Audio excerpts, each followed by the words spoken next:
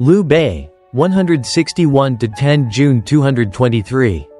Courtesy name Xuande, was a Chinese warlord in the late Eastern Han dynasty who later became the founding emperor of Shu Han, one of the three kingdoms of China.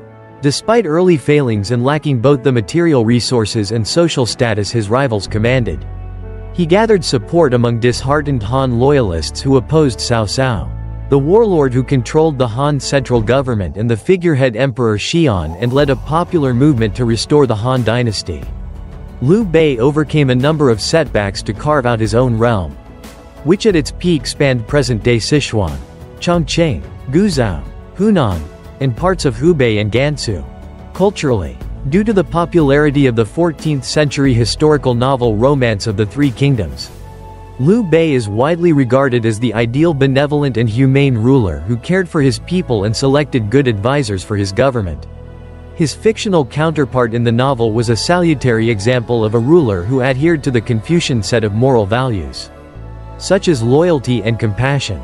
Historically, Liu Bei, like many Han rulers, was greatly influenced by Laozi. He was a brilliant politician and leader whose skill was a remarkable demonstration of Confucian in appearance but legalist in substance. Physical appearance. The historical text records of the Three Kingdoms describe Liu Bei as a man 7 kai and 5 kun tall, approximately 1.74 meters, with long arms that extended beyond his knees, and ears so large that he could see them. According to the chronicles of Hunan, Liu Bei has been called Big Ears, Da by both Liu Bei and Cao Cao. Furthermore, an anecdote shared with Zhang Yu mentions that Liu Bei in his 50s was noted to be beardless. Family background. According to the 3rd century historical text records of the Three Kingdoms, Liu Bei was born in Zhou County, Zhou Commandery, present-day Guizhou, Hubei. He was a descendant of Liu Sheng, who was the 9th son of Emperor Jing and the 1st king of Zhongshan in Han dynasty. However, Pei Songzi's 5th century commentary, based on the Dinlu, Dian Lu, said that Liu Bei was a descendant of the Marquis of Linyi, Lin Yi Hu. The title, Marquis of Linyi, was held by Lu Fu, a great-nephew of Emperor Guangwu, and later by Lu Fu's son Lu Taotu, Lu Daotu, who were descendants of Liu Fa, Liu Fa, King Ding of Changsha, another son of Emperor Jing, Liu Rang, a descendant of Liu Shun, King Xian of Chongshan, yet another son of Emperor Jing. Thus, it was possible that Liu Bei descended from either of those two patrilineal lines rather than Liu Sheng's line. Liu Bei's grandfather Liu Shang, and father Liu Hong, both served in provincial and commandery offices. Liu Bei's grandfather, Liu Shang, was recommended as a candidate for civil office in the Shaolian process. Then, he rose to become prefect of Fan, in Dong Commandery. Early life, 161 to 184. Liu Bei's father, Liu Hong, didn't live long, so Liu Bei grew up poor. Even if Liu Bei's claim to royal lineage was genuine, he did not inherit much wealth from his royal ancestors, since Han law decreed that each generation of royals must divide their inheritance among all male children, with Liu Bei's generation too far removed from his illustrious ancestors to provide substantial wealth. As such, Liu Bei was not considered different from commoners. To support themselves, Liu Bei and his mother sold shoes and woven straw mats. Despite this, Liu Bei was full of ambition from childhood. In the southeast of his house, there was a mulberry tree that was very tall, 11.5 meters high. When looked from far away, the tree's shade was similar to a small cart, therefore people from all around the village felt that this tree was unique, with some saying that the house would produce a person of nobility. A fortune teller named Li Ding of Zhou stated, "This family will certainly produce an estimable man." When he was a kid, Liu Bei would play beneath the tree with other children from the village. He would often say, "I must ride in this feather-covered chariot, emperor chariot." Liu Bei's uncle Zijing, thought of Liu Bei's dream as foolish and that he would bring destruction to his house. In 175, when he was 14, his mother sent him to study with Liu Ji, a distinguished man and former Grand Administrator of Zhejiang Commandery. Liu Ji was from Zhou Commandery, the same as Liu Bei. One of his fellow students was Gongsun Zan of Liaodong, with whom he became friends. Since Gongsun Zan was older, Liu Bei treated him as an elder brother. Another fellow student was his kinsman Liu Daran, Liu Dairan. Liu Daran's father, Yuan Qi, often gave Liu Bei material support to help him and his mother and treated him the same as his son. Liu Daran, Yuan Qi's wife, wasn't happy about this and told him, "Each has his own family. How can you regularly do this?" Yuan Qi answered, "This boy is in our clan, and he is an extraordinary person." The adolescent Liu Bei was said to be unenthusiastic about studying. However, he was fond of dogs and horses. He also displayed interest in hunting, music and dressing in fine clothing. He enjoyed associating with braves, haosha, and in his youth he fought and hung out with them. He would not manifest his anger or happiness and always showed a pleasant face in front of others. Liu Bei was charismatic and all the heroic youth bonded with him. Around this time, two very wealthy great horse merchants from Zhongshan, Zhang Shiping and Su Xuan, met Liu Bei while passing through Zhou Commandery selling horses. They were so struck by his appearance and personality that they gifted him much money and wealth, allowing Liu Bei to assemble a large group of followers. Yellow Turban Rebellion, 184–189. In 184, at the end of the reign of Emperor Ling, the Yellow Turbans rose up and started the Yellow Turban Rebellion. Every province and commandery called for righteous men to defend the country. Liu Bei saw what was happening and became much more politically aware. He called for the assembly of a militia to help government forces suppress the rebellion, rallying a group of loyal followers, including among them Guan Yu, Zhang Fei and Jian Yang. Liu Bei led his militia to join the local government forces led by Colonel Zhou Jing, participating in battles against the rebels with distinction. Around this time, Liu Ziping of Pingyuan heard of Liu Bei's reputation as a brave man. When Zhang Chun rebelled, the Qing province was ordered by imperial decree to send an attendant official to lead an army to defeat Zhang Chun. As they passed through Pingyuan, Ziping recommended Liu Bei to the attendant official. Liu Bei accepted and joined him. When they met the rebels in the field, Liu Bei was gravely wounded and had to feign being dead. After the rebels left, Bei's friend loaded him onto a cart, carrying him away to safety. In recognition of his contributions, the Han central government appointed Liu Bei as the commandant, Wei, of Anxi County, and Xichuan, northwest of present-day Anguo. Hubei, one of the counties in Zhongshan Commandery, Zhongshan. Later, the Han central government decreed that any official who had gained a post as a reward for military contributions was to be dismissed. Yet Liu Bei doubted that he would be dismissed. When he saw an inspector sent to his prefecture, he wanted to meet him. The inspector, however, refused to see him, claiming illness. Liu Bei was furious. He returned to his office, led clerks and soldiers to the postal relay station, and forced his way through the door, proclaiming, "I have been secretly instructed by the commandery administrator to arrest the inspector." Thereupon he bound the inspector, took him to the outskirts of the district, and tied him to a tree. Liu Bei undid his ribbon of office and hung it on the inspector's neck, whereupon he had the inspector lashed more than 100 times with a bamboo stave. Liu Bei wanted to kill the inspector, but was dissuaded by the latter's pleas for mercy. Afterwards, he vacated his office. He then traveled south with his followers to join another militia. Around this time, the general-in-chief He Jin sent the chief commandant Guan Chuyi, to Danyang with the mission to recruit soldiers, and Liu Bei joined him in fighting the Yellow Turbans remnants in Shu province. When they reached Shapi, they met the rebel army and Liu Bei fought hard with talent. As a reward for his contributions, he was appointed as assistant, Sha Mi Sheng, in the commandery office. Again, he resigned from his post. According to the records of heroes written by Wang Can, Liu Bei then visited the imperial capital where he met Cao Cao. He joined him as they returned to Cao Cao's ancestral home in Pei State, which is present-day Bozhou, Anhui, where they recruited and gathered many people.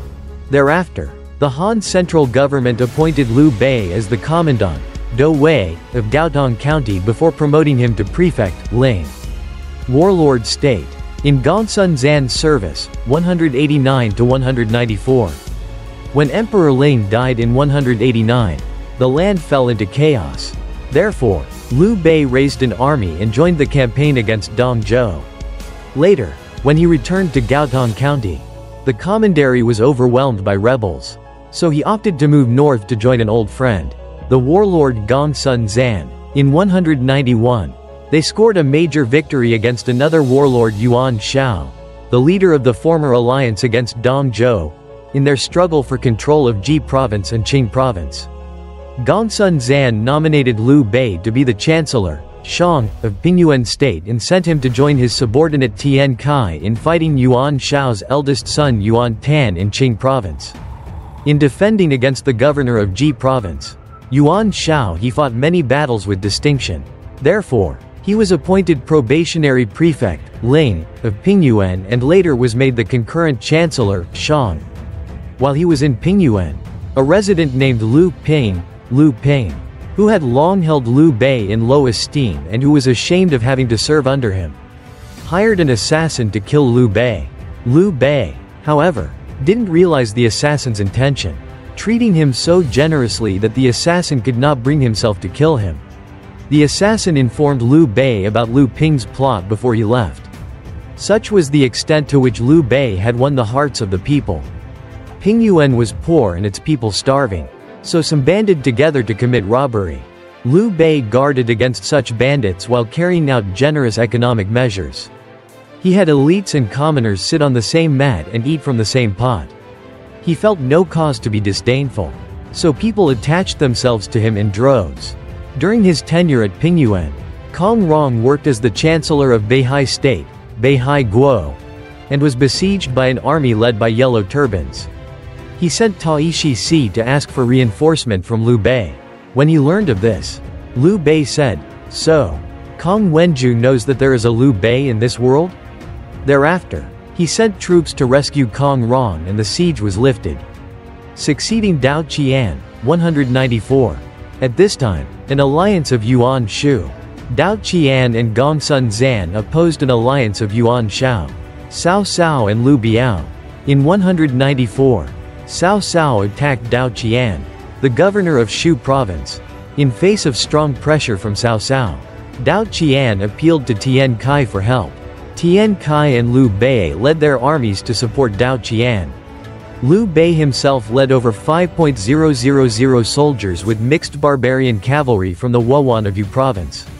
He also conscripted several thousand commoners.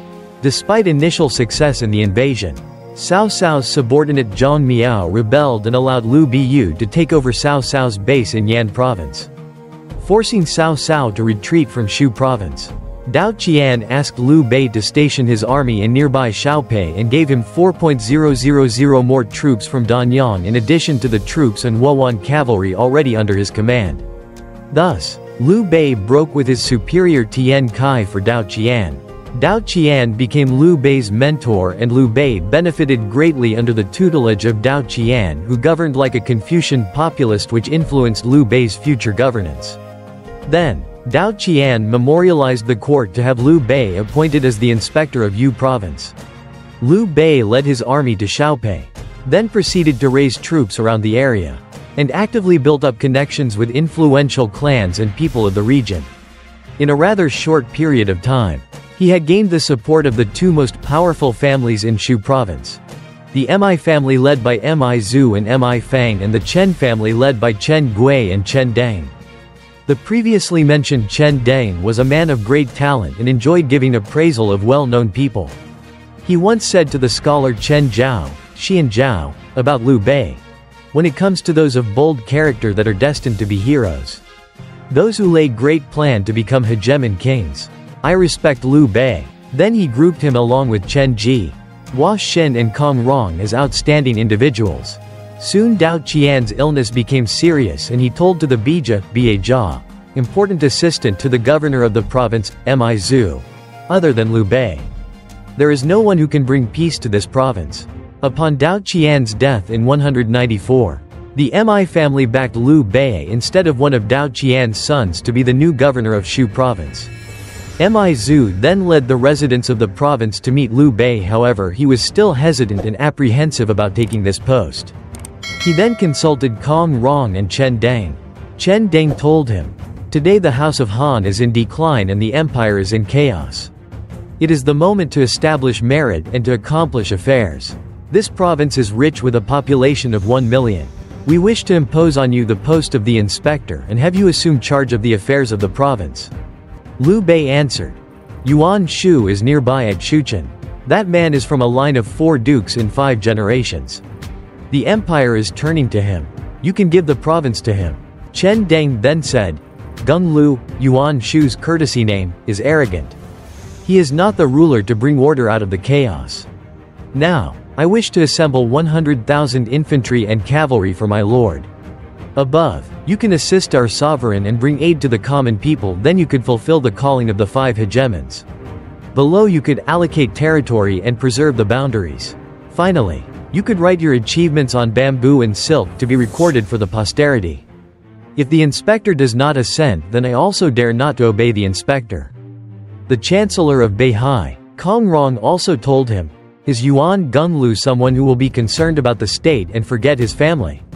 In what way are dried bones in the grave worthy of our attention? As far as today's matter is concerned, the people will adhere to men of talent and ability. If one does not accept what heaven offers to him, then it will be too late if you regret it later." Both of them advised him to form an alliance with Yuan Shao. At that time, Chen Deng with Zhu along with the others sent a messenger to call on to Yuan Shao saying, "Heaven has sent down disastrous stench and misfortune has fallen upon our humble and small region. Recently, Dao Qian has died and the people are without a ruler. They fear that greedy rapace will one day take advantage of the opening to extend themselves, therefore are very anxious. However, they will embrace the former administrator of Pingyuan Liu Bei as their rightful leader, hence allowing the people to know that they have someone to rely on. Just now rebel are around all the regions. There's not a moment of peace to remove his armor. Hence we respectfully send lower officials to report this to the officials in charge." Yuan Shao answered, "Liu Xuande is liberal and refined. He is also known as a man of trust and righteousness. Now, the people of Shu region happily accepts him. This matches my own desires." Liu Bei finally took over Shu province after Yuan Shao recognized the legitimacy of his governorship. Conflict with Liu Bei, 195 to 198. In 195, Liu Bei was defeated by Cao Cao and sought shelter under Liu Bei. In the next year, Yuan Shu led an army to invade Shu province. In response, Liu Bei led his troops to counter Yuan Shu's advances near present-day Suyi County and stopped him at Suyi and Huayin. Around this time, Cao Cao memorialized to appoint Liu Bei as general who subdues the east, Zhendong Zhongjun, and infeft him as Marquis of Yicheng village, Yisheng Tinghu. This was in the first year of the Jinan period, 196. Liu Bei and Yuan Shu had a standoff for about a month without any decisive result. In the meantime, Zhang Fei, whom Liu Bei left in charge of Shapi Commandery, Shapaijun, around present-day Pizhou, Jiangsu, the capital of Shu province, murdered Cao Bao, the chancellor of Shapi, after an intense quarrel. Cao Bao's death stirred up unrest in Shapi Commandery, which provided the warlord Liu Bei an opportunity to link up with defectors from Liu Bei's side to seize control of Shapi Commandery and capture Liu Bei's family. Upon receiving news of Liu Bei's intrusion, Liu Bei immediately headed back to Shapi Commandery, but most of his troops scattered along the way. With his remaining men, Liu Bei moved eastward to take Guangling Commandery, where Yuan Shu's forces defeated him. Liu Bei then retreated to Haishi County, Haishi Xian, southeast of present-day Guanan County. Jiangsu, however, surrounded by hostile forces and facing a lack of food supplies, Liu Bei's army, both soldiers and military officers, resorted to cannibalism. Pressed by poverty and hunger, Liu Bei's men wanted to return to Shapi. Liu Bei eventually had no choice but to send an official request to surrender to Liu Bei, who accepted his surrender and ordered Liu Bei to return to the seat of Shu and to combine their strength to defeat Yuan Shu. He then prepared the regional inspector's chariot and returned his family to the bank of the Sea River as an act of good faith. Before Liu Bei left, there was a farewell banquet and everyone seemed happy.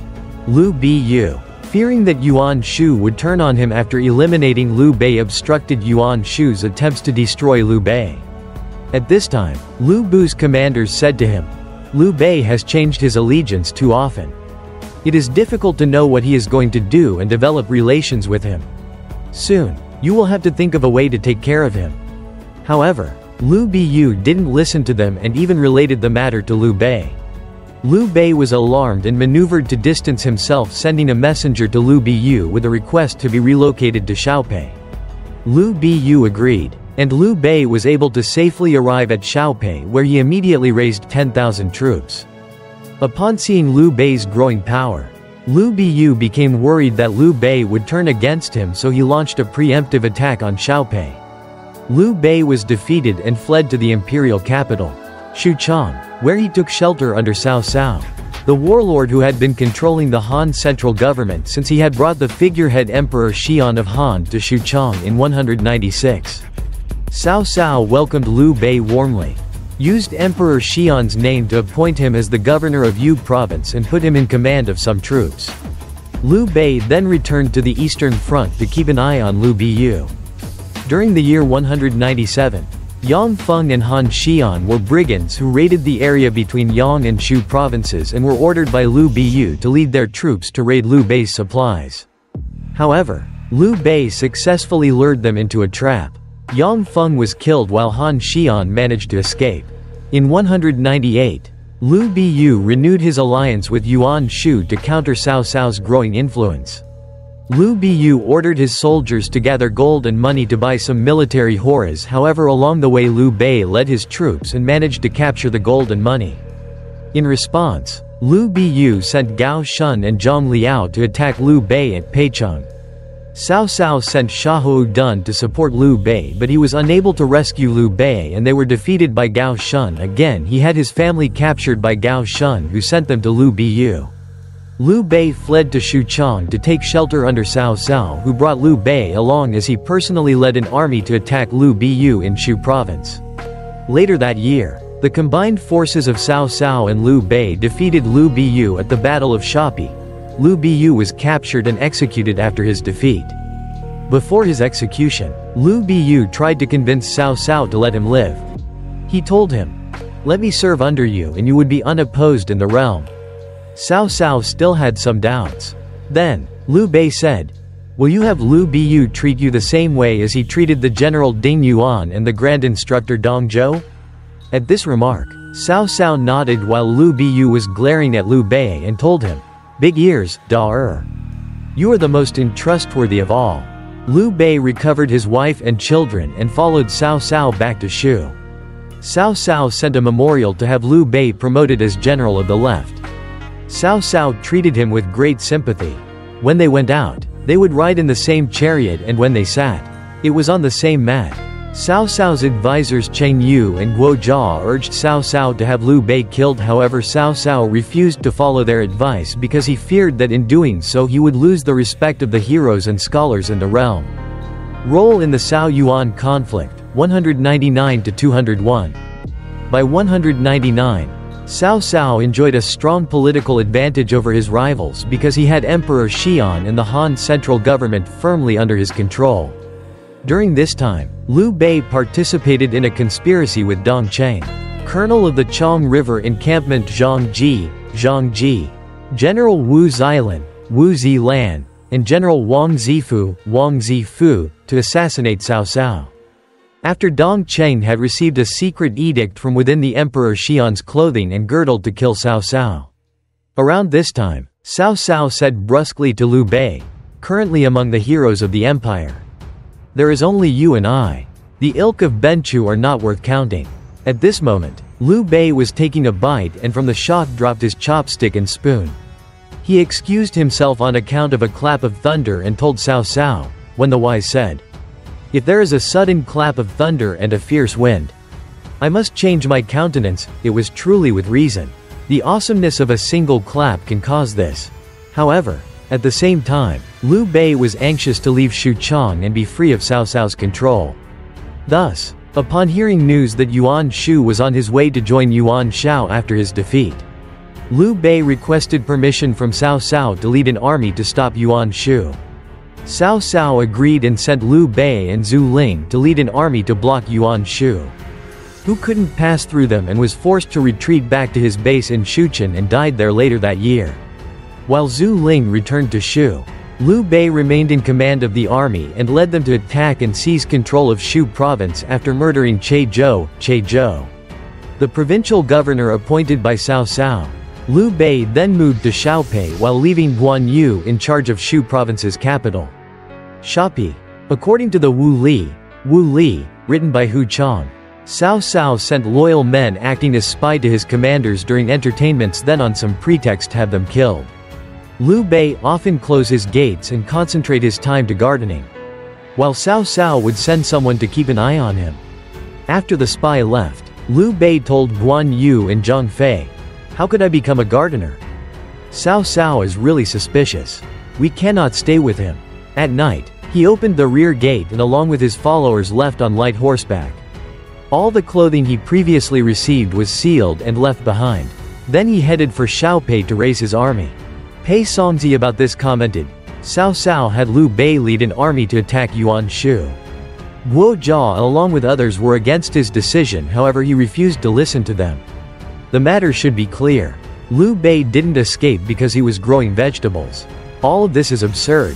However, the Chronicles of Huayang also gave a similar account with other information such as Guo Jia and Cheng Yu warning Cao Cao that Liu Bei had left, and Cao Cao sending riders to stop him, but they failed to do so.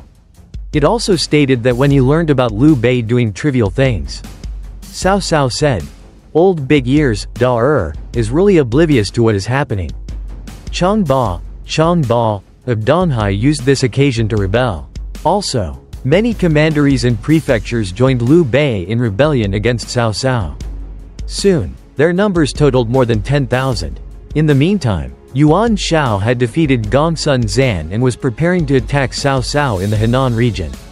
Liu Bei then sent his advisor Sun Qian to meet Yuan Shao and request that he launch an immediate attack on Cao Cao, but Yuan Shao refused. In 200, Cao Cao discovered Dong Qing's conspiracy and had all the participants rounded up and executed along with their families. Liu Bei survived the purge because he was not in Xuchang. Having achieved stability in Xuchang, Cao Cao turned his attention towards preparing for a battle with Yuan Shao. He fortified many key crossing points along the south banks of the Yellow River and set up a main camp at Guandu. At the same time, he sent his subordinates Liu Dai and Wang Zhang to attack Liu Bei in Shu province, but they were defeated. Cao Cao then made a highly risky move. He predicted that Yuan Shao would not make any advances, so he secretly left his defensive position along the Yellow River and personally led an army to Shu province to attack Liu Bei. Under the weight of Cao Cao's attacks, Liu Bei's forces quickly disintegrated and Shu province fell to Cao Cao. Guan Yu, isolated in Xiaopei Commandery, was captured by Cao Cao's forces and decided to surrender and temporarily serve under Cao Cao. Liu Bei headed north to join Yuan Shao. Liu Bei first went to Qing province, which was under Yuan Tan's supervision. Liu Bei had formerly recommended Yuan Tan as a Maokai. Therefore they had good relations. Yuan Tan himself led infantry and cavalry to welcome him. Both of them then left for Pingyuan. Yuan Tan sent a messenger to report to his father, who sent a commander to greet Liu Bei and personally went 200 li from Yi to welcome him. Both Yuan Shao and Yuan Tan greatly esteemed Liu Bei. He stayed a month and a few days. Soon his soldiers regrouped under him. He participated in the Battle of Yan Ford alongside Yuan Shao's general Wen Chou against Cao Cao's forces. But they suffered a defeat and Wen Chou was killed in battle. As Liu Bei, a former Yellow Turban rebel, started a revolt in Runan Commandery, southeastern Hunan, Liu Bei convinced Yuan Shao to provide him troops to assist Liu Bei. At the same time, Guan Yu rejoined Liu Bei. When Liu Bei arrived, many among the commandery joined and supported him. Along with Liu Bei then led their forces from Runan Commandery to attack Xuchang while Cao Cao was away at Guandu. However, Cao Ren foresaw that most of them were new recruits or Yuan Shao's soldiers not yet ready to follow Liu Bei's orders. Therefore he quickly assembled his cavalry and defeated them. Liu Bei then returned to Yuan Shao and urged him to ally with Liu Biao, the governor of Jing province. Yuan Shao sent Liu Bei with some troops to run in commandery to assist another rebel leader, Gong Du. Liu Bei and Gong Du defeated and killed Kai Yang, one of Cao Cao's officers who led troops to attack them. Before killing Kai Yang, Liu Bei proclaimed, "I may be lacking in power, but even if you were 10,000 still you couldn't defeat me. Only Cao Mengdu would force me to flee." Indeed, Liu Bei defeated and killed Kai Yang along with others and fled when he learned that Cao Cao was leading an army. Taking refuge under Liu Biao, 201–208. In 201, Cao Cao led his army to attack Liu Bei in Runan Commandery after his victory over Yuan Shao at the Battle of Guandu. Liu Bei sent Mi Zhu and Sun Qian as ambassadors to Liu Biao. Liu Biao himself came to the outskirts to greet Liu Bei and his followers and treated them with utmost courtesy due an honored guest. He gave him some troops and sent him to station at Xinye County in northern Jing province to guard against Cao Cao's advances. Soon many men of talents joined Liu Bei and his rank greatly increased. Liu Biao didn't trust him completely and secretly guarded against Liu Bei. In 202, Liu Biao ordered Liu Bei to fend off Xiahou Dun, Yu Jin and the other officers at Bowang. Liu Bei led his army and set up an ambush.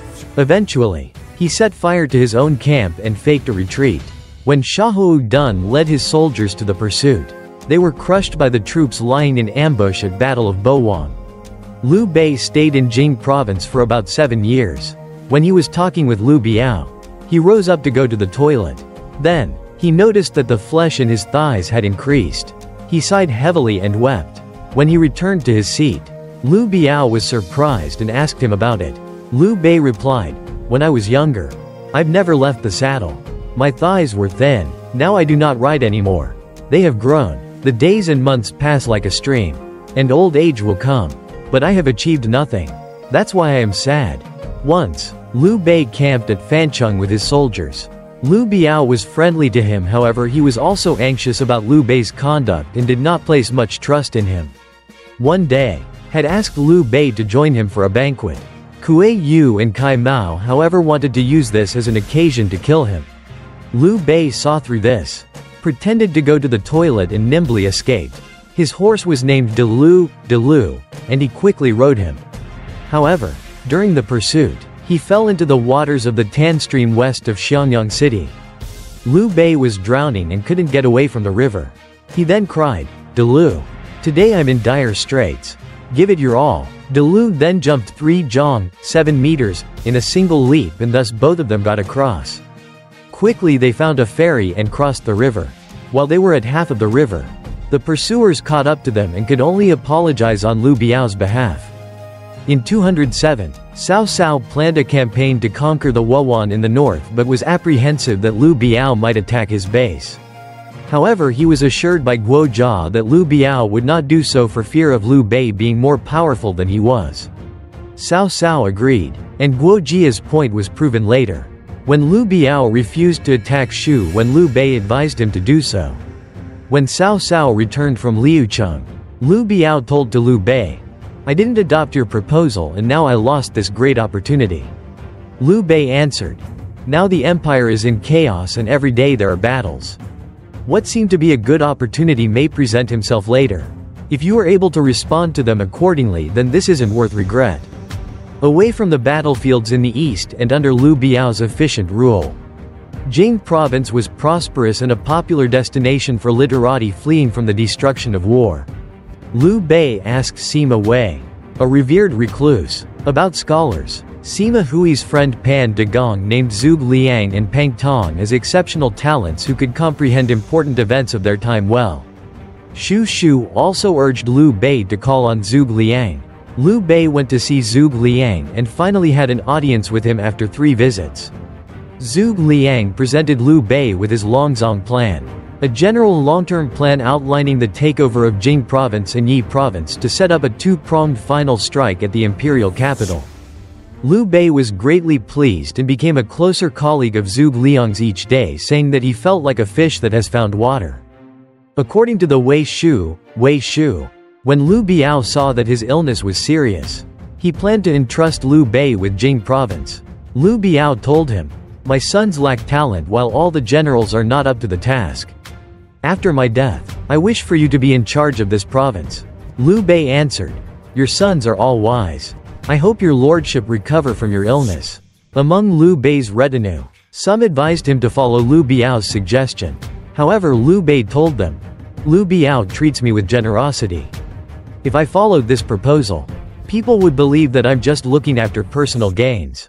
I couldn't bear that." The records of heroes also mentioned that when Liu Biao was ill, he sent a memorial to have Liu Bei promoted to governor of Jing province. Pei Songzi believed that as Liu Biao and his wife already had decided to remove the eldest son from the succession for a younger one they favored, there would be no reason for him to provide Jing province to Liu Bei. Therefore, he said that those were incorrect statements.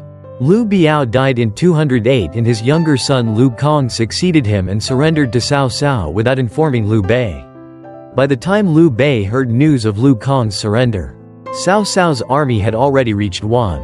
When he heard of his surrender, he had someone close to him ask about it. Liu Zhang then sent Song Zhang to Liu Bei. When they met, Cao Cao was in Wan and Liu Bei was furious. He said to Song Zhang, "All of you act in such an undesirable way and have not been honest with us from the start. Now only when catastrophe is near do you dare to show your face. Are you thinking of me as a fool?" Liu Bei pulled his sword on Song Zhang and said, "If I were to behead you now, it would quell my rage.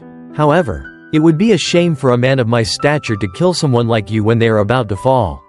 Liu Bei sent Song Zhang away and summoned his officers to discuss of the next strategy. Among them, some wanted Liu Bei to persuade Liu Zhang, his officials and the nobles, Li Shi, of Jing province to flee south to Zhongling.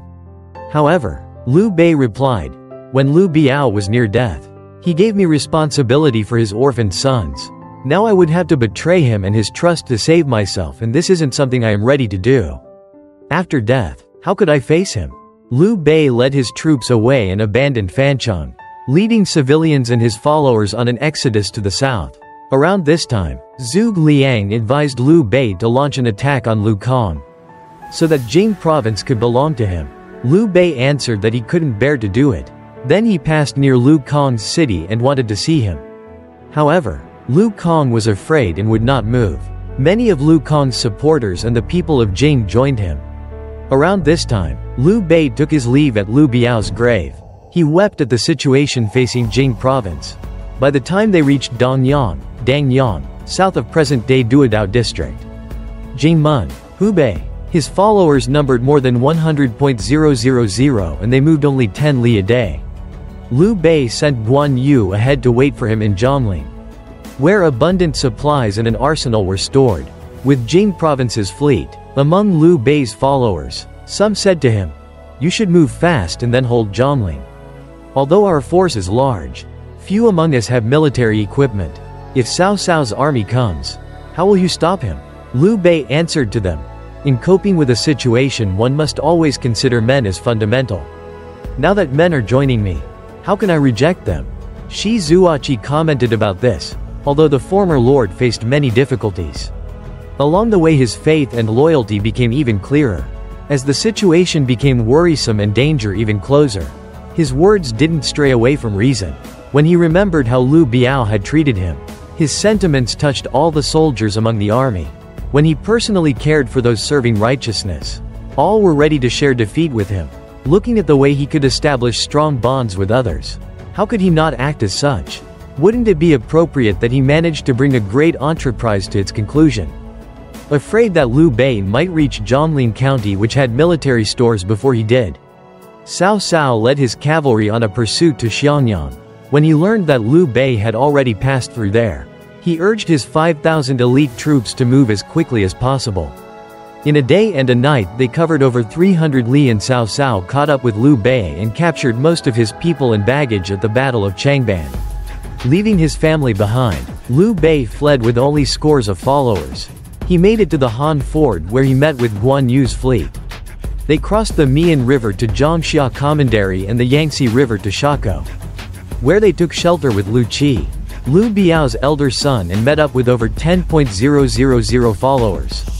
Liu Qi objected to his brother's surrender to Cao Cao and was able to maintain Zhangxia Commandery and Shako, allowing more of his father's former subordinates to escape from Cao Cao. Following this, Zhuge Liang told Liu Bei that the situation was critical and pressed Liu Bei to grant him authority to start an alliance with Sun Quan. Alliance with Sun Quan. Battles of Red Cliffs and Zhongling, 208–211.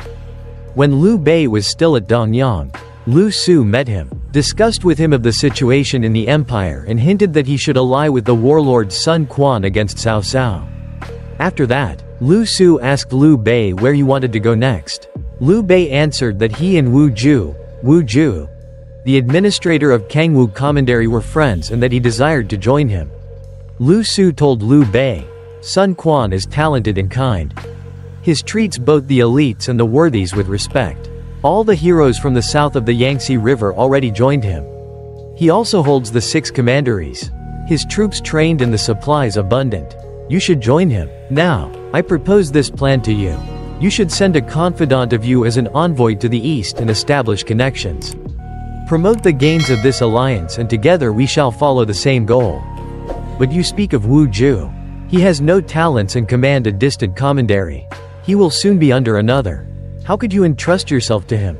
Liu Bei agreed with Lu Su.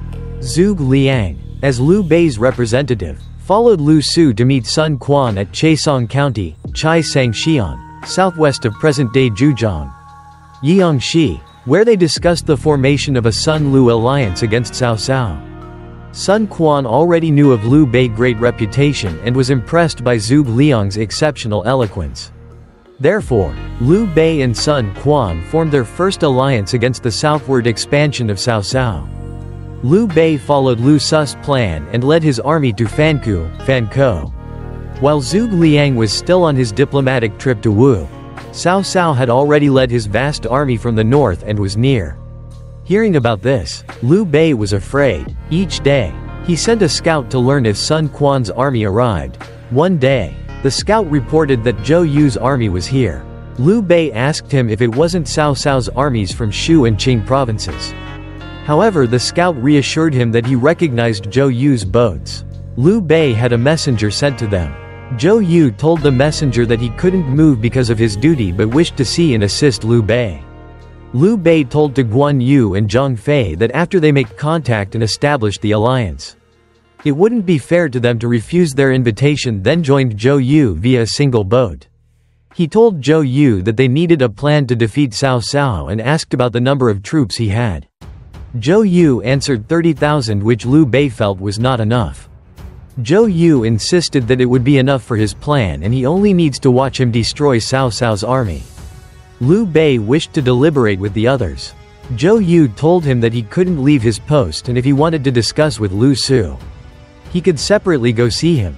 He also adds that Zhuge Liang would be here in 2 or 3 days. Liu Bei felt disconcerted and although he knew of Zhou Yu's talent, didn't believe he would defeat Cao Cao. Therefore, along with 2,000 soldiers, Guan Yu and Zhang Fei refused to link his own force with Zhou Yu, allowing a position where he could either advance or withdraw. Sun Sheng about this commented, Liu Bei was a hero.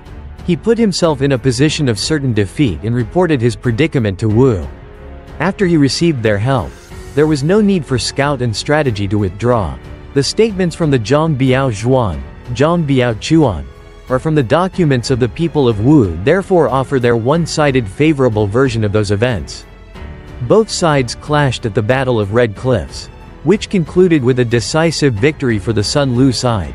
Liu Bei and the Sun troops advanced by land and water until Cao Cao was pushed to Nan Commandery. Cao Cao retreated north after his defeat and left behind Cao Ren and Shu Han to guard Zhongling County and Yu Jin to defend Xianyang. Sun Quan's forces, led by Zhou Yu, attacked Cao Ren after their resounding victory to wrestle for control of Zhongling County. According to the records of the 3 kingdoms, Liu Bei recommended Liu Qi to be the new inspector of Jing province and led his men to capture the 4 commanderies in southern Jing province, Changsha, Zhangsha, led by Han Zan. Lingling, Ling, led by Lu Du. Guiyang led by Zhao Fan and Wuling led by Jin Zan. Lei Shu of Lu Zhang, also amassed many followers and led 10,000 of soldiers to Liu Bei. Liu Bei set up his base at Gunan County and continued to strengthen his forces. While the Zhang Biao Chuan gives a more favorable account of Sun Quan's forces. According to it, following their victory, Zhou Yu divided some area to the south for Liu Bei. Liu Bei established his camp at Yujiangkou, latter called Gunan County. Many of Liu Biao's officers and scholars who were previously forced to join the northern armies rebelled and used this opportunity to join Liu Bei. Rather than conquer the southern commanderies, Liu Bei believed that the territory given to him was too small to secure his people and therefore received them from Sun Quan. When Liu Qi died in 209, shortly after Liu Bei secured his position in southern Jing province. All of Liu Qi's followers wanted for Liu Bei to succeed him as the new inspector of Jing province with his administrative seat at Gongan, which he accepted. To further strengthen the Sun-Liu alliance, Liu Bei traveled to Sun Quan's territory to marry Sun Quan's younger sister, Lady Sun. After the political marriage, Sun Quan not only recognized the legitimacy of Liu Bei's control over southern Jing province, but also agreed to lend Nan commandery to him. Sun Quan sent an envoy to Liu Bei and expressed his desire for both of them to conquer Yi province. The emissary reported to Liu Bei, the rice bandit, Zhang Lu has made his base in Ba and acted as a king. He served as Cao Cao's eyes and ears and wants to conquer Yi province. Liu Zhang is weak and can't defend himself. If Cao Cao gained Yi province, the Jing would be in danger. Now, you should first conquer Liu Zhang, then Zhang Lu. The tail and the head are connected. Once we united Wu and Chu, even if there is 10 Cao Cao, there would be no need for worry. Liu Bei's officers thought Liu Bei should conquer this land alone since Sun Quan couldn't extend his land beyond Jing province. Yin Guan, at this time was master of records of Jing province. He said, "If you act as the vanguard for Sun Quan and move your army but fall to conquer Yi province, then while you are away, Sun Quan could use this to his advantage, and everything would be lost. For the time being, you should only encourage his attack on Yi while you explain that you recently conquered several commanderies and cannot act yet. Sun Quan would not dare to pass through us to take Yi alone. With such a strategy of advance and withdrawal, you can reap both the benefits of Sun Quan and the Yi province." Liu Bei agreed and followed this plan. He then had Yin Guan promoted to be mounted escort attendant. And so, Liu Bei answered to Sun Quan, "The people of Yi province are strong and rich, moreover the land is hard to conquer. Even if Liu Zhang is weak, he can defend himself. Zhang Lu is crafty and may not be loyal to Cao Cao. Now with the fierce soldiers of Yi and the complicated terrain, the battle is far harder and may be something that Wu Qi couldn't accomplish, even less an officer of Sun. Even if Cao Cao wanted to destitute the emperor, he still is officially his protector." And when the civils saw his defeat at Sibi, they said that his ambition was over, and his power ended. However, he already possesses 2/3 of the empire, and he surely wants to take his horse to the forest of the world and led his army to Wu Gui commanderies. Why would he allow us to expend ourselves while waiting for his death? Now if we were to attack an ally, Liu Zhang, without reason, Cao Cao would use this opportunity to crush us while we are infighting. This is not a good plan. Sun Quan didn't listen and sent Sun Yu to lead his troops and camped at Shako. However, Liu Bei blocked this army and would not allow them to pass. He said to Sun Yu, "If you take Yi, then I shall let my hair down.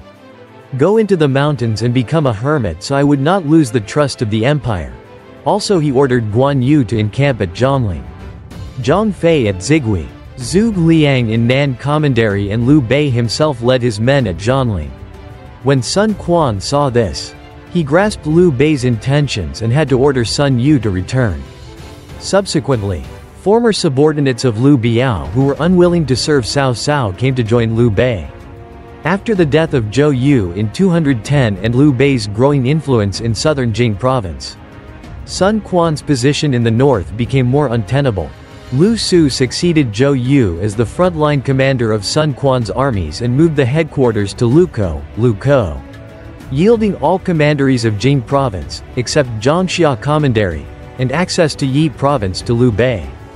Establishing the Shu kingdom, conquering Yi province, 211–214. In 211, Liu Zhang, the governor of Yi province, covering present-day Sichuan and Chongqing, heard that Cao Cao planned to attack the warlord Zhang Lu in Hanzhong commandery. As Hanzhong commandery was a strategic location and the northern gateway into Yi province, Liu Zhang was afraid. At this time, the mounted escort Zhang Song told him, Cao Cao's armies are strong and without a match in the empire. If he was able to use Zhang Lu's grain stores and launch an invasion of Yi province, who could stop him? Liu Zhang answered that he was worried but without a plan. Zhang Song answered, Liu Bei is of the same clan as you and he is an unstoppable rival of Cao Cao. He commands troops with talent.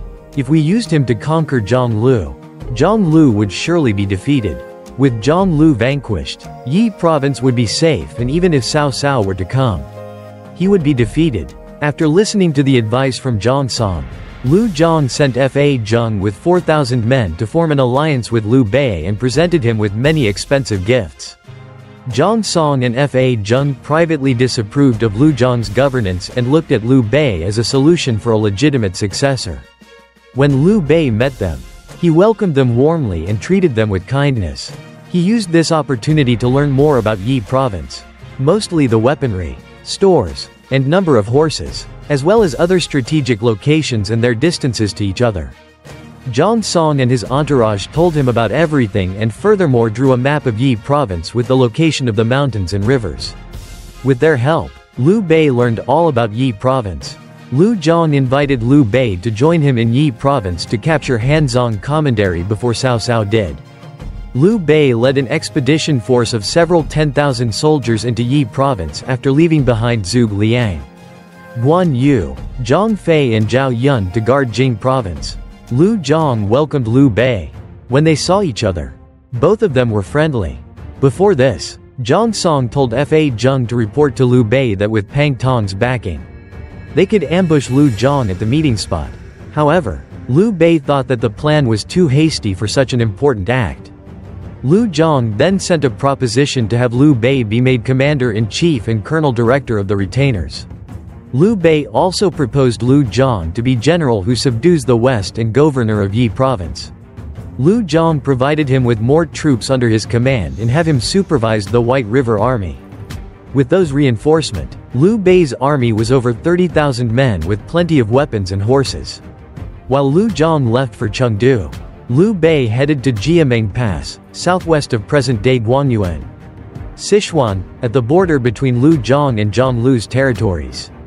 Instead of engaging Zhang Lu, Liu Bei halted his advance and focused on building connections and gaining influence around the area. He was kind and virtuous and so he soon gained the hearts of the masses. Next year, in 212, Cao Cao launched a campaign against Sun Quan, and he soon called Liu Bei for help. Liu Bei sent a messenger to Liu Zhang. Cao Cao campaigned against Sun and now they are in danger. Both me and them were like lips and teeth. Moreover, Guan Yu is fighting against Yu Jian at Qingni. If I don't go to help him now and he is defeated, then he will invade Jing province and the danger will be greater than Zhang Lu. Zhang Lu is looking to preserve his state. He isn't worth worrying about. Liu Bei requested another 10,000 soldiers and additional provisions to defend Jing province. Liu Zhang gave him only 4,000 troops and half the supplies he requested. Liu Bei used this as a way to motivate his troops. I'm fighting the enemies of the province. My men are tired and cannot enjoy a peaceful life. While Liu Zhang amasses wealth in his palaces but reward merits feebly. He hopes for the worthy and the brave to go fight in his place. But how can he think as such? To set into motion their plan, Fa Zheng and Meng Da joined Liu Bei's side while Zhang Song would stay at Chengdu to serve as a double agent. Zhang Song was worried that Liu Bei would indeed leave. He sent a letter to him and Fa Zheng where he reminded them not to give up and leave now that success is near. At this time, Zhang Su, Zhang Song's brother, discovered his brother's secret communications with Liu Bei and reported the issue to Liu Zhang. Liu Zhang was furious and stunned when he heard that Zhang Song had been helping Liu Bei to take over Yi province from him. He executed Zhang Song and ordered his officers guarding the passes to Chengdu to keep secret documents and letters to Liu Bei. When Liu Bei found out about this, he was furious. Before Yang Wei, and Gao Pei, Liu Zhang's subordinates guarding Bashui Pass knew about Liu Bei's true motive. He lured them into a trap and executed them for behaving disrespectfully towards him. He took command of Yang Wei's and Gao Pei's troops afterwards. Next, Liu Bei had Huang Zhang and Zhou Ying lead his soldiers against Liu Zhang. When he entered the different passes, he took the commanders as hostage along with their family. He then advanced with his troops and turned to attack Fu County, Fuxian, present-day Mianyang. Sichuan. In the spring of 213, Liu Zhang sent Liu Gui, Ling Bao, Zhang Ren, Deng Xian, Wu Yi and other officers to stop him at Fu. However, all were soundly defeated and had to retreat to Mianzhu. They were killed or captured by Liu Bei's forces. Despite being the most trusted vassal of Liu Zhang, Wu Yi soon changed allegiance. Li Yan and Fei Guan were sent to help them at Mianzhu. But they surrendered to Liu Bei as well. Liu Bei's army was getting stronger, and he sent commanders to pacify the other prefectures. Among them were Zhuge Liang, Zhang Fei, Zhao Yun. They led their army and pacified Baidi, Jiangzhou and Zhangyang. Only Guan Yu stayed behind to defend Jing province. Now the remnant force was under command of Liu Zhang's son, Liu Xuan, and he retreated to Luo County, northwest of Chengdu. Sichuan. There, Pang Tong was killed by a stray arrow, and the siege became a prolonged one for nearly a year. In 214, Luo County fell to Liu Bei. Previously, when Liu Bei launched his campaign against Liu Zhang, Zhao Jian, a Wei official who served as a clerk in the chancellor's office, believed Liu Bei would fall, mentioning his past failures and Yi's natural defenses. However, Fu Gan chastised him and said, "Liu Bei is generous and lenient. His men are willing to fight to the death for him." Zhuge Liang is a perceptive administrator able to adapt to changing situations. He is honorable, talented in planning and worked as his chancellor. Zhang Fei and Guan Yu are brave and also possess righteousness. Both of them are known as warriors who are a match for 10,000 men, Wan Ren Di, and are his commanders. These three men are heroes. Knowing of Liu Bei's awareness along with those three heroes assisting him, how he could not succeed. Liu Zhang continued to hold up inside Chengdu. Ma Chao, a former warlord and vassal under Zhang Lu, defected to Liu Bei's side and joined him in attacking Chengdu. Although Chengdu's citizens were terrified by Ma Chao's army, they insisted on putting up a desperate fight against the enemy.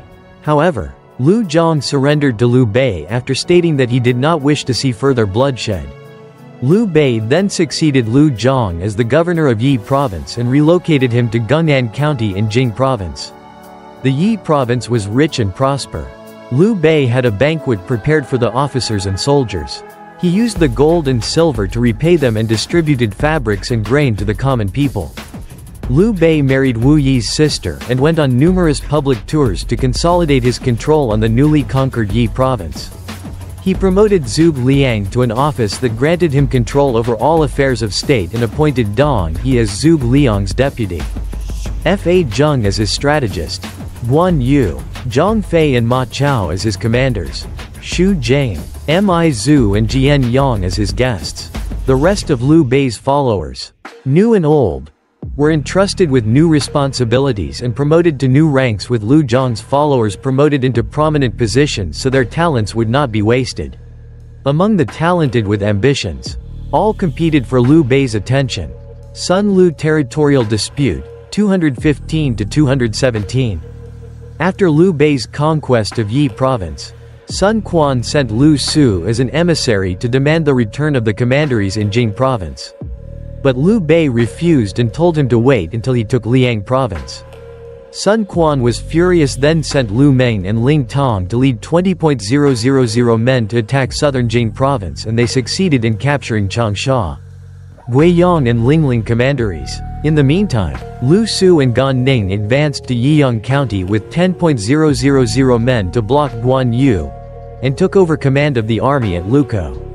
Liu Bei personally went to Gungnan County with 50,000 soldiers while Guan Yu led 30,000 men to Yiyang County. When war was about to break out, Liu Bei received news that Cao Cao was planning to attack Hanzong Commandery after Zhang Lu fled to Baxi. Liu Bei became worried about Cao Cao seizing Hanzong Commandery, and requested for a border treaty with Sun Quan for the Jing province with Zhongsha. Changsha and Guiyang going to Sun Quan while Nan Commandery.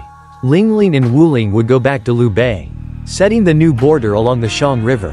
Liu Bei led his army back to Ba Commandery and had Huang Quan sent to lead troops to meet Zhang Lu. However, he already had surrendered to Cao Cao. Hanzong Campaign, 217–219. In 215, Cao Cao defeated Zhang Lu at the Battle of Yangping and seized Hanzong Commandery. Sima Yi and Lu Yi advised him to take advantage of the victory to attack Yi province, since it was still unstable under Liu Bei's new government and Liu Bei himself was away in Jing province. Cao Cao, who was not fond of the terrain of the region, refused and left Shahuo Yuan, Zhang He and Shu Huang to defend Hanzong Commandery. In anticipation of a prolonged war, Zhang He led his army to Dongchu Commandery, Dangku Jun, around present-day Ku County. Sichuan, in order to relocate the population of Ba Commandery, Ba Jun, present-day Chongqing in eastern Sichuan, to Hanzong Commandery. Meanwhile, Liu Bei appointed Zhang Fei as the administrator of Baxi Commandery, Ba Shi Jun, and ordered him to take over the region.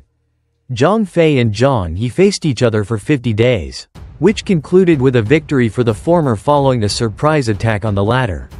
Narrowly escaping, Zhang He retreated to Nanjing County on foot, and the Ba region became part of Liu Bei's territory. In 217, Fa Zheng pointed out the strategic necessities of seizing Hanzong Commandery and advised Liu Bei to drive Cao Cao's force out of the area.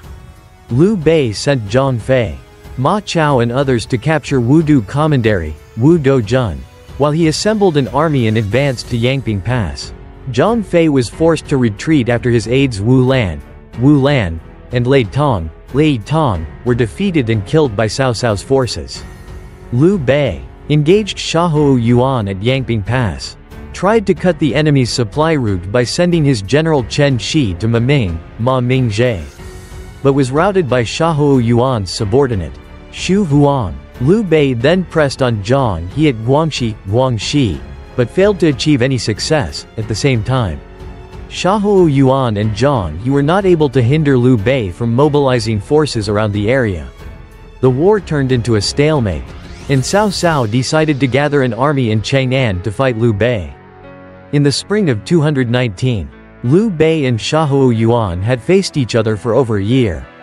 Liu Bei led the main army to the south of the Mian River, Mian Shui, and ordered Huang Zhang to set up camps on Mount Dingjun, where Shahuo Yuan's encampment in the valley below could be easily monitored.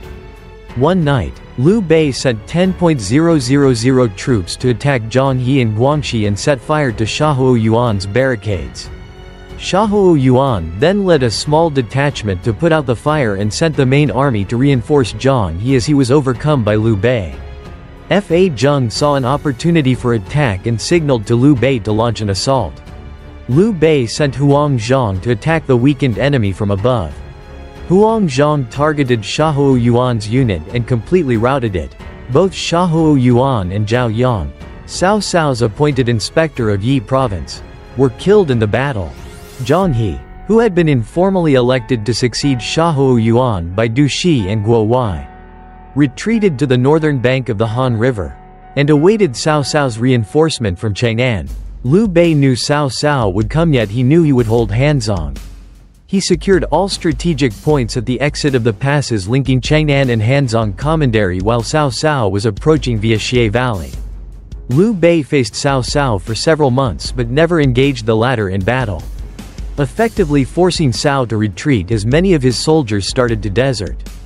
Zhang He also retreated to Chengkang County, Xiankang Xian, east of present-day Baoji. Shaanxi, to set up defenses for a potential invasion by Liu Bei.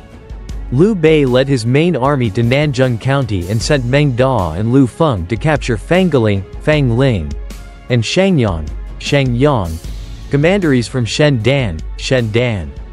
In 219, after Liu Bei conquered Hanzhong Commandery, his subjects urged him to declare himself a vassal king to challenge Cao Cao, who was in fact as a vassal king of Wei, by Emperor Xian in 219.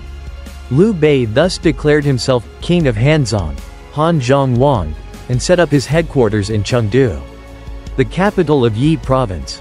He designated his son Liu Shan as his heir apparent. Wei Yan was put in charge of Hanzhong Commandery.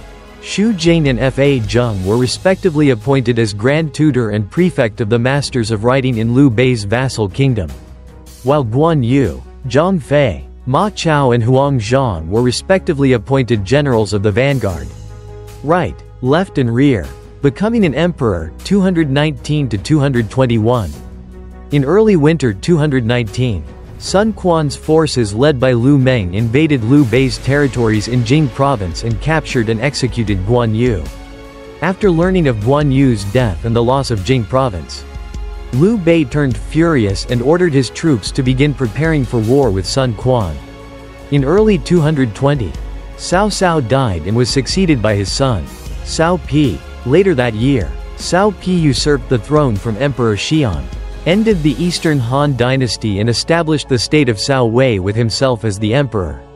With some reports saying that the Han emperor had been killed, Liu Bei declared mourning and adopted mourning clothes. He gave the emperor the posthumous title of the filial commiserating emperor, Xiao Min Huangdi. Following the rumors of Emperor Xian's death, there were many favorable omens and soon more and more officials among Liu Bei's court advocated to have him declared emperor. But Liu Bei refused. After a dispute with Lu Feng and fearing that Liu Bei would hold him responsible for not reinforcing Guan Yu, Meng Da alongside many of his followers defected to Wei. Assisted by Xu Huang and Shahuo Shang, they conquered Fangaling, Shangyang and Xiqing commanderies from Liu Bei's adopted son, Lu Feng. Upon his return to Chengdu, Liu Bei was furious with Lu Feng's loss and his refusal to send reinforcement to Guan Yu in 219. Upon Zhuge Liang's suggestion, Liu Bei had Lu Feng commit suicide. Liu Bei wept upon his death. In 221, Liu Bei declared himself emperor too and established the state of Shu Han. He claimed that his intention was to keep the Han dynasty's lineage alive. He changed the reign year and made Zhuge Liang his chancellor and Xu Jing his minister over the masses. He established a bureaucracy and an ancestral temple where he offered sacrifices to Emperor Gao, the founding emperor of the Han dynasty. He designated Lady Wu as his empress and made his son Liu Shan crown prince. Later, he named his son Liu Yang Prince of Lu and his other son Liu Li Prince of Liang. Defeat and death, 221 to 223. In the August 221, Liu Bei personally led an army to attack Sun Quan to avenge Guan Yu and retake his lost territories in Jing province. While leaving Zhuge Liang in charge of state affairs in Chengdu, Sun Quan sent a letter seeking for peace. But Liu Bei refused, even though Zhang Fei was murdered by his subordinates during the onset of the battle. Liu Bei was still able to achieve initial victories against the Sun commandants stationed at Wu and Zigui until Liu Xuan, the frontline commander of Sun Quan's forces, ordered a retreat to Yiling. Liu Xuan held his position there and refused to engage the invaders. Knowing that his enemy was not expecting a sudden strike, Liu Xuan ordered a counterattack and set fire to the Shu camps linked to each other by wooden fences. 40 camps of Liu Bei's expedition force were destroyed in the fire attack and the remaining troops were defeated and forced to flee west to Ma'an Hills, northwest of Yiling, where they set up a defense. Liu Xuan caught up with and besieged Liu Bei there before his men could recuperate. Liu Bei managed to escape overnight to Baidicheng by ordering his men to discard their armor and set them aflame to form a fire blockade. Liu Xuan was unable to overcome the blockade and did not press any further attack. Liu Bei retreated to Yufu County, Yufu Xian, present-day Fengjia County. Chongqing, which he renamed Yang and Yang'an, literally, everlasting peace. Eventually, because of Cao Pai's invasion of Wu, Liu Xuan and Liu Bei renewed their alliance. A few weeks before the decisive engagement between the Shu and Wu forces, there was an impressive yellow aura that manifested into the sky. Many saw this as an omen. After his defeat, Liu Bei lamented about this. "My defeat is heaven's will."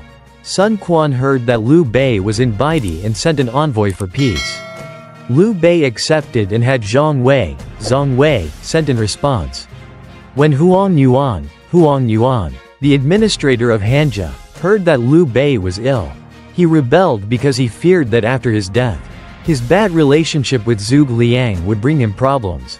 He was defeated by Cheng Hu, Xian Hu, and executed. Liu Bei stayed in Baidicheng until his death from a serious illness on the 10th of June 223. On his deathbed, he named Zhuge Liang and Li Yan as regents to support Liu Shan and encouraged his sons to live well and do right. Liu Bei's posthumous decree to Liu Shan was as such. At first, my illness was only minor, but it later evolved into other serious diseases.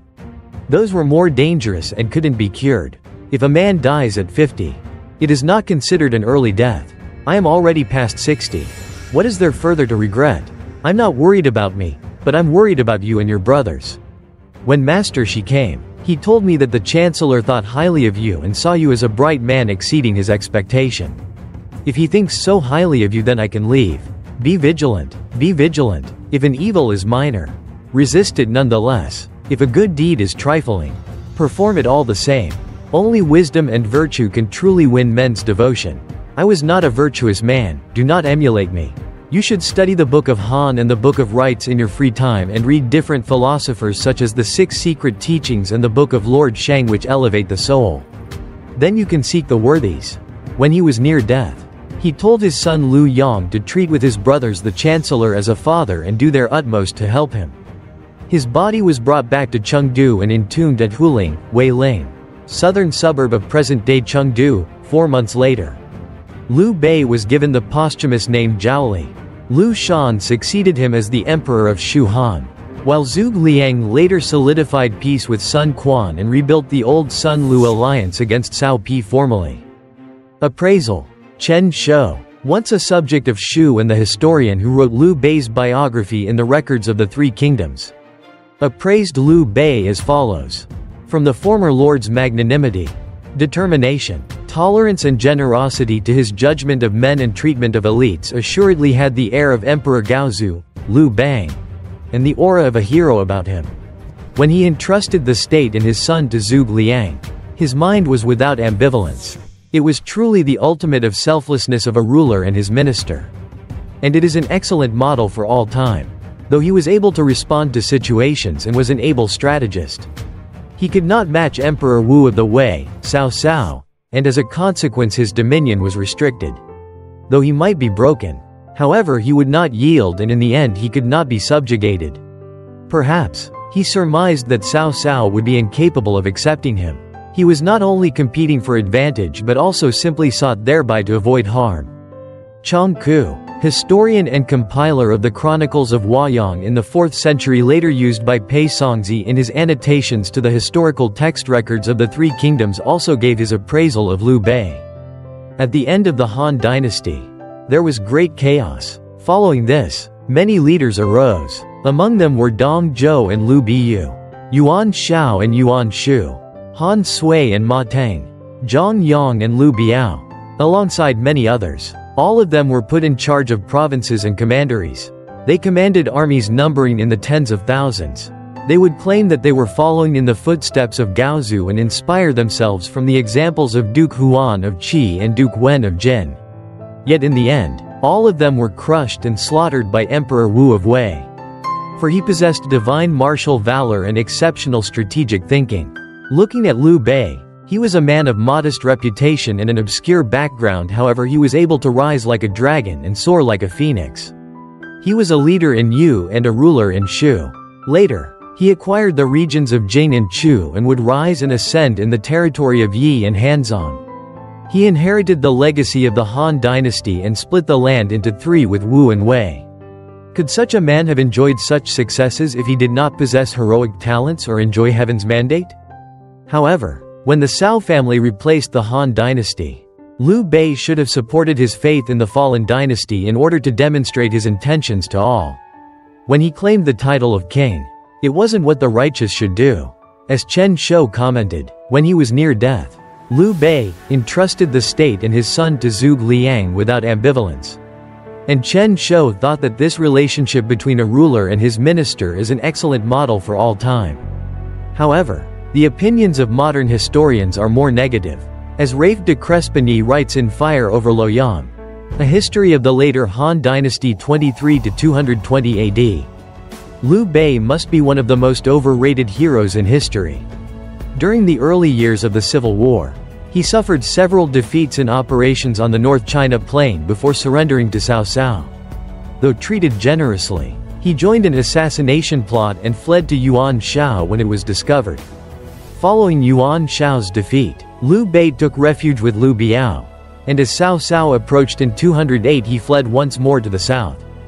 Despite romantic legend, the subsequent victory at the Red Cliffs was largely the achievement of Sun Quan's troops led by Zhou Yu. But Liu Bei took advantage of the success to occupy the greater part of Jing province south of the Yangtze. He later took Yi province from Liu Zhang and was successful at Dingjun Mountain. After his officer Guan Yu was surprised by Sun Quan's general Lu Meng in 219, Liu Bei launched a revenge attack down the Yangtze to regain Jing province, but suffered a humiliating defeat in 222 and died soon afterwards. It was a picaresque career, and extraordinarily successful for a man of humble background, but Liu Bei was never much more than a soldier of remarkably good fortune. Rafe de Crespigny also gave a more neutral appraisal of Liu Bei in a biographical dictionary of later Han to the Three Kingdoms, 23–220 AD. Liu Bei was a typical condottiere, primarily concerned with the loyalty of his followers and showing limited interest in a long-term stable future. He was remarkably successful, for he was an effective fighting general and had several good advisors and officers. But the basics of his survival and that of his state was his isolation in the West and the fortunate series of chances which had led him there. From his earliest days, Liu Bei had changed his coat and his allegiance at any time it seemed to suit. And his takeover of Yi province was a betrayal of the kinsmen who had sought his aid. It is not inappropriate that the destruction of his wider ambitions came through an even greater and quite unexpected act of treachery and trickery by his ally Sun Quan. However, behind the ostensible realities of history and the exaggerations of the romance, we may perceive a man who could inspire great loyalty and admiration, and whose recovery from repeated setbacks, in an age when defeat so frequently brought death, reflects personal qualities and a presence which can no longer be properly reconstructed. From humble background with an erratic record, Liu Bei was a man of remarkable character, certainly courageous, surely untrustworthy to superiors and rivals, but clearly loyal to his subordinates, in many respects an ideal hero for an age of individuals. In Romance of the Three Kingdoms. Romance of the Three Kingdoms is a 14th-century historical novel which romanticizes the historical figures and events before and during the Three Kingdoms period of China. Written by Luo Guanzhong more than 1,000 years after the Three Kingdoms period. The novel incorporates many popular folklore and opera scripts into the character of Liu Bei, portraying him as a benevolent and righteous leader, endowed with charismatic potency, called Dede in Chinese, who builds his state on the basis of Confucian values. This is in line with the historical background of the times during which the novel was written. Furthermore, the novel emphasizes that Liu Bei was related, however distantly, to the imperial family of the Han dynasty, thus favoring another argument for the legitimacy of Liu Bei's reign. Romance of the Three Kingdoms gives additional features Liu Bei's physical appearance. It mentions that Liu Bei is 7 kai and 5 kun tall, with ears so large that they touch his shoulders and that he can even see them, long arms that extend beyond his knees, a fair and jade-like face, and lips so red that it seems as though he is wearing lipstick. He wields a pair of double-edged swords called Shuangjiu Jian, Shuanggu Jian. See the following for some fictitious stories in Romance of the Three Kingdoms involving Liu Bei. Oath of the Peach Garden. Battle of Hulao Pass. The Three Visits to the Thatched Cottage. List of fictitious stories in Romance of the Three Kingdoms section. Liu Bei's horse leaps across the Tan stream. List of fictitious stories in Romance of the Three Kingdoms section. Liu Bei and Lady Sun's marriage. Battle of Shouting section in fiction. General worship of Liu Bei. Liu Bei is worshipped as the patron of shoemakers in Chengdu. It is said that in 1845, during the reign of the Daoguang Emperor in the Qing dynasty, the shoemakers guild in Chengdu, who called themselves disciples of Liu Bei, sponsored the construction of the Sanyi Temple in Liu Bei's honor. After being relocated many times, the temple can be found in Wuhou district today. Since the Chinese government loosened its control on religious practices in recent years, the worship of Liu Bei among shoemakers has again gained popularity in Chengdu. In 2005, a large procession was carried out in front of the Sanyi Temple to commemorate Liu Bei, the first such event since the founding of the People's Republic of China in 1949. A commentary carried by the Yangtze Evening Post criticized such practice as mere commercial gimmickry to exploit the fame of Liu Bei. It argued that although Liu Bei sold straw-woven shoes and mats for a living when he was young, he was hardly the inventor of shoes. According to legend, it was Yu Zi who made the first pairs of shoes with softwood during the time of the Yellow Emperor. However, the criticism did not dampen the enthusiastic shoe industry owners in their decision to erect a statue of Liu Bei in the West China Shoe Center industrial zone, which was still under construction in Wuhou district as of August 2005.